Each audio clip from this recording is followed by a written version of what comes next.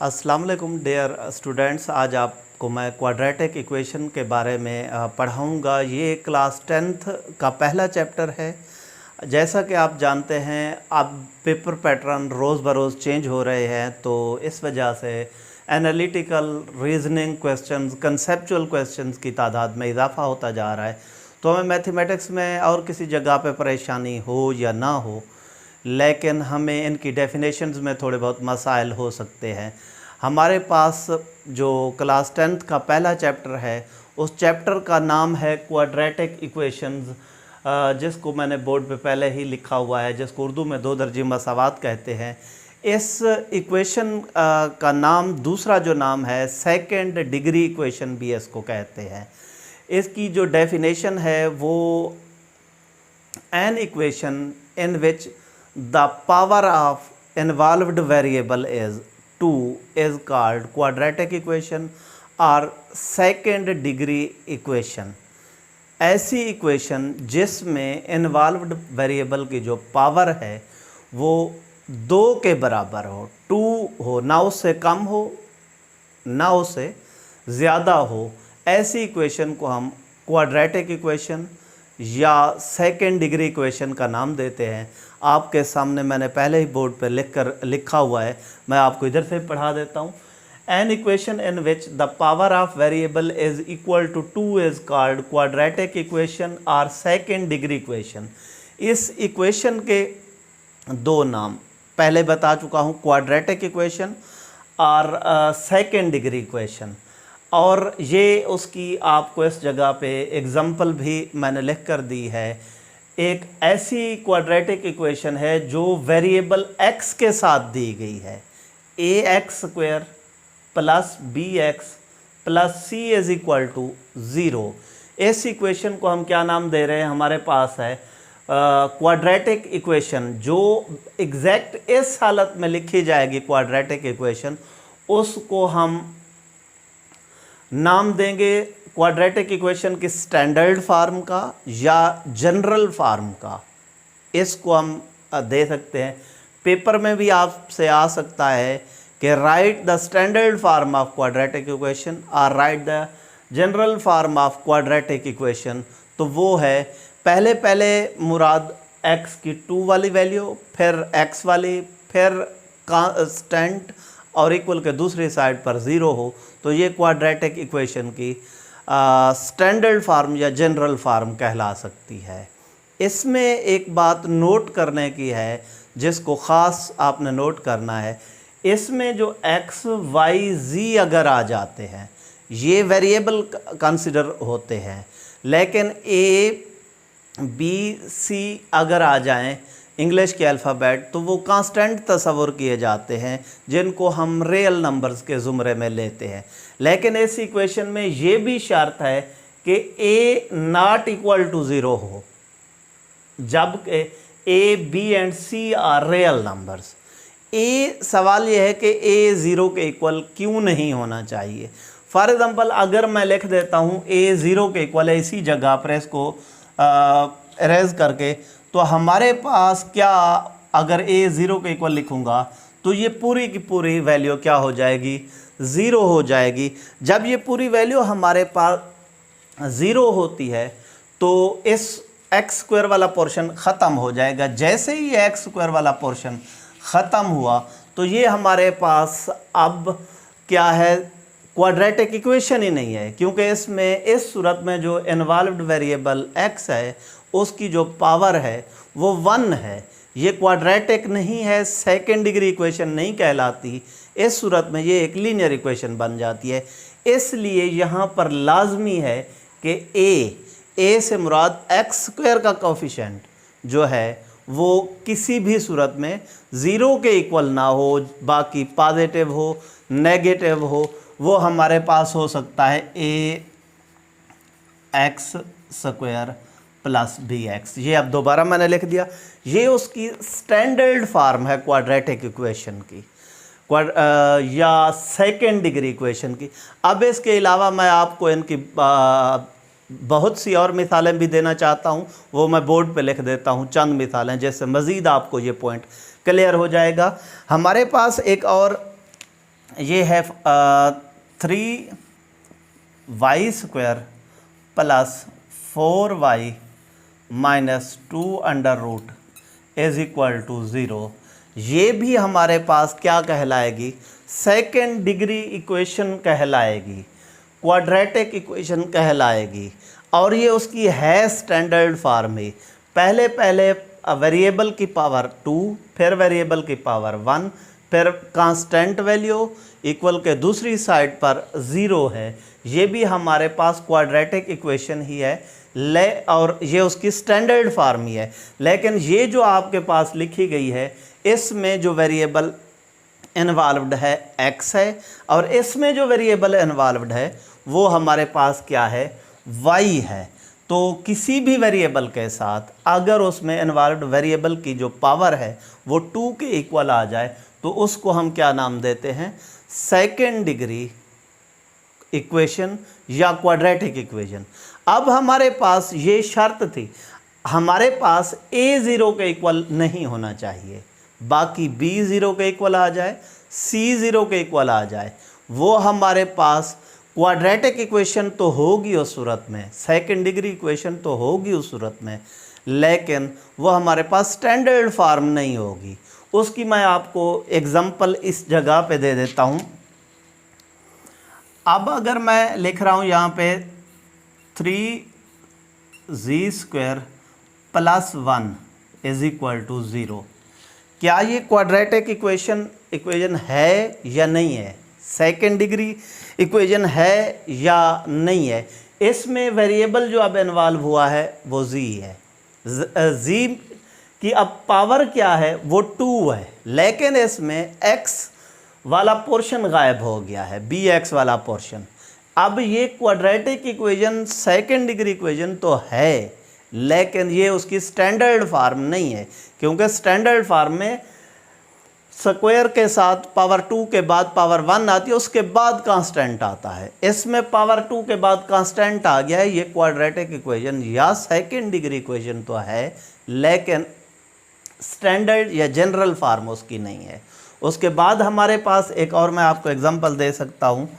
हमारे पास है 5x² plus 9x is equal to 0। ये भी हमारे पास क्या है?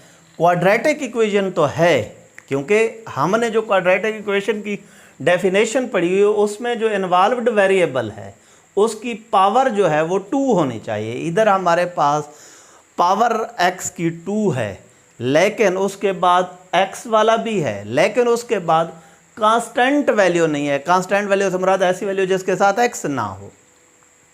ये क्वाड्रेटिक इक्वेशन तो है, सेकेंड डिग्री इक्वेशन भी है, लेकिन ये जनरल या स्टैंडर्ड फॉर्म नहीं है।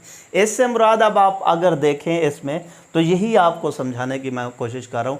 एक तो a 0 नहीं होना चाहिए, a से मुराद a नहीं है, इसमें a तो नहीं लिखा हुआ। a से मुराद x² का जो कोफिशिएंट है वो 0 नहीं होना चाहिए। अगर x² का कोफिशिएंट 0 होगा तो पहले मैं आपको लिख कर दिखा चुका हूँ, तो वो हमारे पास क्या होगी? स्टैंडर्ड क्वाड्रेटिक इक्वेशन ही नहीं होगी, वो लीनियर इक्वेशन में चली जाएगी। लेकिन अगर इन दो सूरतों में आपको एग्जांपल दिए या ये आपको लिख कर दिए, ये इसमें मैंने वेरिएबल चेंज किया है। इधर वेरिएबल x था, इधर हमारे पास वेरिएबल क्या आ गया है? y आ गया है। ये भी क्वाड्रेटिक इक्वेशन भी है, स्टैंडर्ड और जनरल फॉर्म भी है। लेकिन इधर अगर मैं आपके साथ बात करूं, ये क्वाड्रेटिक इक्वेशन तो है, लेकिन ये उसकी स्टैंडर्ड फॉर्म या जनरल फॉर्म नहीं है। ये भी हमारे पास क्वाड्रेटिक इक्वेशन तो है, लेकिन उसकी स्टैंडर्ड या जनरल फॉर्म नहीं है। तो हमारे पास ये आज का टॉपिक था। अब क्योंकि पेपर का पैटर्न चेंज हो चुका है, इसके मुताबिक अगर आप देखें इस जगह पे तो ये जहन में रख लें कि क्या हो रहा है, एक ही चीज़ के दो नाम, क्वाड्रेटिक इक्वेशन या सेकेंड डिग्री इक्वेशन, वो आपसे पूछ सकता है। दूसरी बात, वो आपको ये भी कह सकता है कि स्टैंडर्ड फॉर्म या जनरल फॉर्म लिख कर दें। वो आपसे ये भी कह सकता है कि हमारे पास इस क्वाड्रेटिक इक्वेशन की स्टैंडर्ड फॉर्म देकर केस में हम a नॉट इक्वल टू 0 क्यों लिख सकते हैं। इस किस्म के क्वेश्चन भी अब क्योंकि उन्होंने कंसेप्चुअल पेपर बनाना शुरू कर दिया है तो ये भी आपसे क्वेश्चन पूछे जा सकते हैं।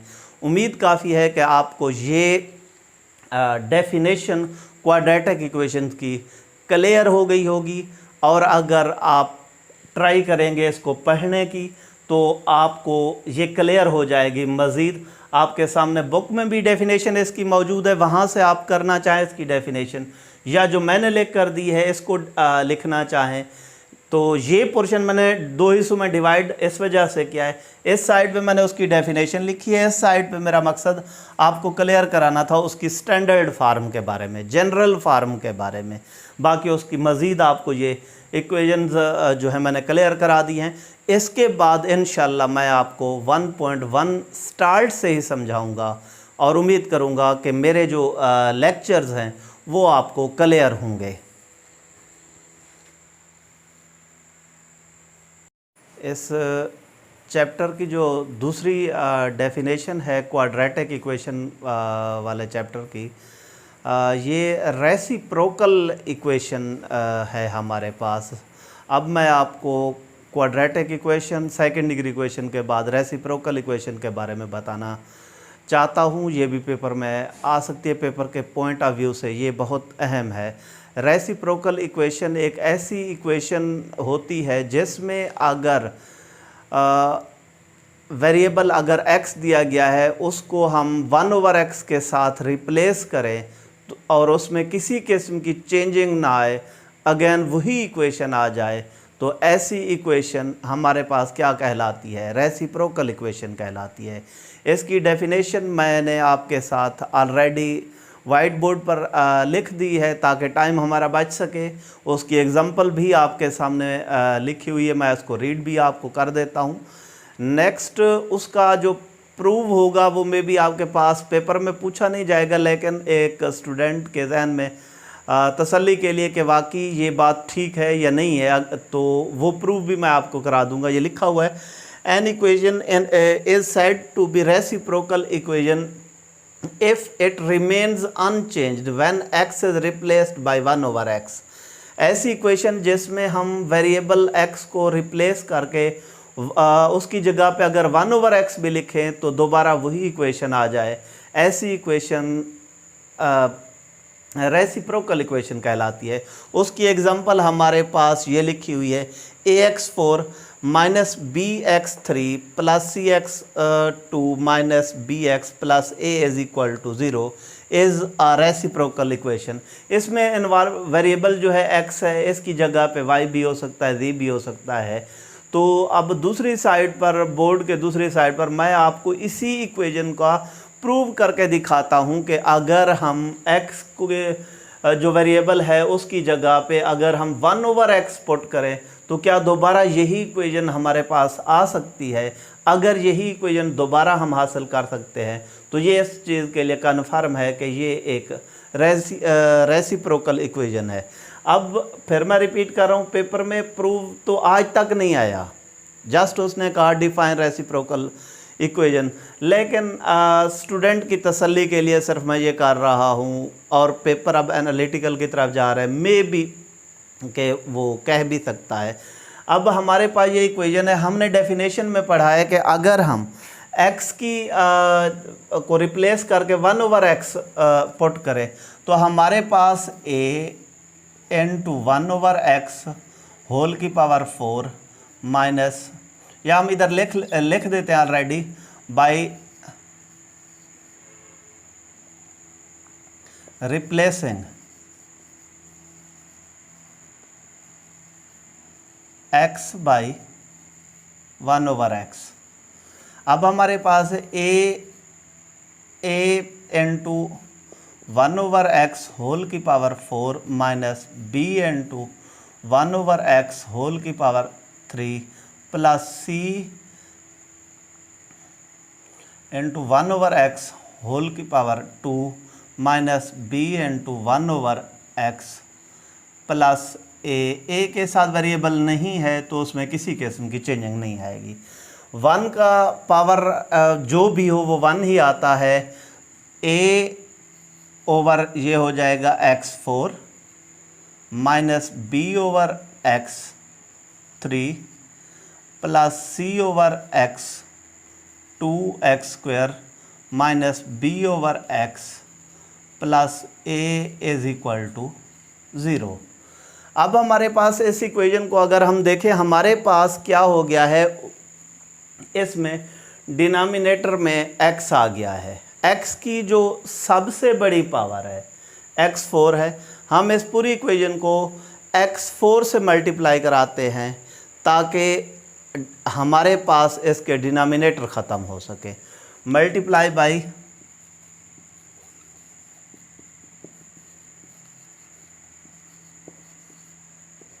x4 on both sides.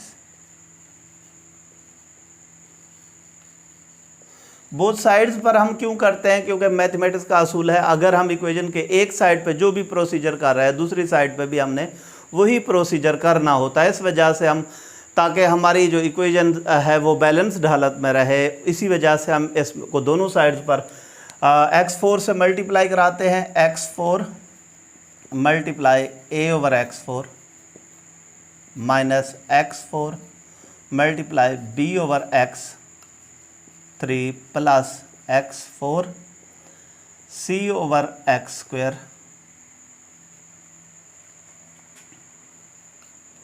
Minus x4 b over x plus a x4 is equal to 0 multiply by a4। अब x4 इस x4 के साथ कैंसिल, इधर a आ गया, माइनस ये हमारे पास x4 जो पावर है वो पॉजिटिव ऊपर है, जब ये x की पावर 3 है, जब ये हम न्यूमरेटर में से डिनोमिनेटर की तरफ आएगी तो इसमें पावर की साइन इसकी चेंज हो जाएगी, -3 होगी। बेसिस सेम होने की वजह जब हम इनको माइनस करेंगे तो ये हमारे पास आएगा bx। ये हमारे पास, सॉरी इधर भी हमने 4 लिखना था। ये हमारे पास अब c के साथ भी, इसको भी x4 से मल्टीप्लाई कराया हुआ है, तो जब ये x की पावर 2 ऊपर आएगी ये माइनस में हो जाएगी। x4 से जब 2 माइनस करेंगे ये हमारे पास हो जाएगा cx2, और इधर x4 है, इसमें से जब हम x की पावर कुछ भी नहीं है तो उसकी पावर क्या होती है? 1 होती है। जब ये ऊपर आएगा -1 हो जाएगा। x में से ये x4 में से x माइनस करेंगे, x की पावर -1 वो 3 आ जाएगा, plus ax4 is equal to 0। अब हम इस इक्वेशन को with respect to the power of variable arrange करते हैं, तो सबसे बड़ी पावर हमारे पास आएगी ax4 minus bx³ plus cx² minus bx plus a is equal to 0। अगर हम अपनी इसी इक्वेशन को देखें तो ये अगेन ये इक्वेशन आ गई है, ax4 minus bx³ plus cx² minus bx plus a is equal to 0। अब हमने इसमें प्रूव भी करके दिखा दिया है कि अगर हम x को रिप्लेस करके उसकी जगह पे 1/x पुट करें, अगेन वही इक्वेशन आ गई है। इट मीन्स हमारे पास ये इक्वेशन या ये जो मैंने लिखी हुई है ये एक रेसिप्रोकल इक्वेशन है। आपके पास एक्सरसाइज के अंदर मुख्तलिफ़ किस्म के रेसिप्रोकल इक्वेशन के क्वेश्चन भी हैं, उनका तरीक़ाकार अपना है, लेकिन मेरा ये जो टॉपिक है आज का जो वीडियो लेक्चर है उसमें मैं आपको डेफिनेशन समझाने की कोशिश कर रहा हूँ, और उम्मीद करता हूँ आप तमाम को रेसिप्रोकल इक्वेशन क्लियर हो गई होगी और प्रूव भी करके दिया है ताकि किसी किस्म की आपको इसमें कन्फ्यूजन ना हो।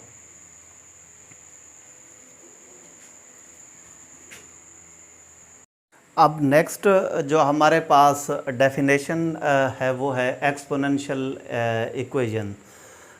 रेसिप्रोकल इक्वेशन के बाद ऐसी इक्वेशन जिसमें हमारे जो वेरिएबल है वो एक्सपोनेंट के तौर पर आया हुआ हो, पावर के तौर पर आया हुआ हो, कुव्वत-नुमा के तौर पर आया हुआ हो, ऐसी इक्वेशन हमारे पास क्या कहलाती है? Exponential equation. अब आपके पास ये इंतहाई आसान है, इसमें किसी किस्म का प्रूव नहीं है। अगर ये मेरे पास इक्वेशन देखें, इसमें जो वेरिएबल है वो x है और x इस इक्वेशन में हमारे पास एज ए एक्सपोनेंट यूज़ हो रहा है, तो इस टाइप की जो इक्वेशन कहलाती है वो हमारे पास क्या कहलाती है, एक्सपोनेंशियल इक्वेशन। और हमारे पास ये 5 की पावर 1 प्लस एक्स प्लस 5 की power 1 minus x is equal to 26, ये भी हमारे पास एक्सपोनेंशियल इक्वेशन की एक एग्ज़ाम्पल है। आपके पास मुख्तलिफ़ किस्म के सवालात भी आएंगे अब आपके चैप्टर्स में।